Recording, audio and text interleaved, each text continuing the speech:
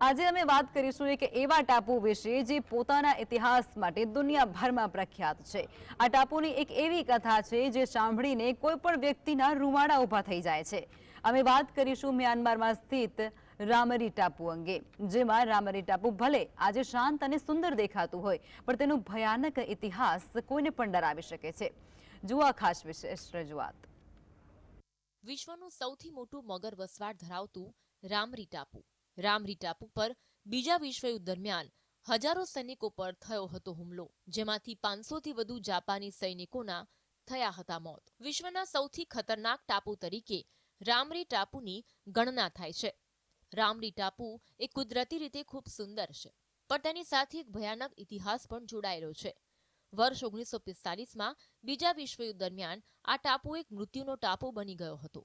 વાસ્તવમાં રામરી ટાપુ પર વિશ્વના સૌથી મોટા અને ખૂંખાર મગરો રહે છે। અહીંના મીઠા પાણીના ખાડાઓ અને જંગલોમાં હજારો સોલ્ટ વોટર ક્રોકોડાઇલ્સ નિવાસ કરે છે। આ મગરો 7-7 મીટર લાંબા છે અને ખૂબ જ હિંસક હોય છે। Guinness book of world record અનુસાર રામરી ટાપુ પર ઇતિહાસમાં સૌથી મોટો મગર હુમલો થયો હતો। વર્ષ 1945 દરમિયાન બ્રિટિશ અને જાપાની સેના વચ્ચેની લડાઈમાં 1000 જેટલા હારેલા જાપાની સૈનિકો રામરી ટાપુમાં છુપાઈ ગયા હતા। આ દરમિયાન તેઓ ત્યાં સ્થિત મગરોના હુમલાનો શિકાર બન્યા હતા, જેમના પર 100થી વધુ મગરોએ હુમલો કરી તેમને પોતાનો શિકાર બનાવ્યો હતો। આ ઘટનામાં માત્ર 20 જાપાની સૈનિકો જીવિત બચ્યા હતા। રામરી ટાપુ પ્રકૃતિ અને ભયાનક ઇતિહાસનું અનોખું સંયોજન। એક રહસ્યમય અને ભયાનક પ્રવાસી સ્થળ એટલે રામરી ટાપુ। જણાવી દઈએ કે રામરી ટાપુમાં માત્ર મગરો જ નહીં, પણ ખતરનાક સાપ અને અન્ય ઝેરી જીવજંતુઓ પણ જોવા મળે છે। અહીં ગાઢ જંગલ અને દુર્ગમ માર્ગો છે, જેના કારણે આજ દિન સુધી કોઈ પણ ત્યાં સંપૂર્ણ રીતે સંશોધન કરી શક્યું નથી। બીજી તરફ મ્યાનમાર સરકારે પણ રામરી ટાપુ પર મગરોની વધુ સંખ્યાને કારણે સામાન્ય પ્રવાસીઓના પ્રવેશ પર પ્રતિબંધ લગાવ્યો છે।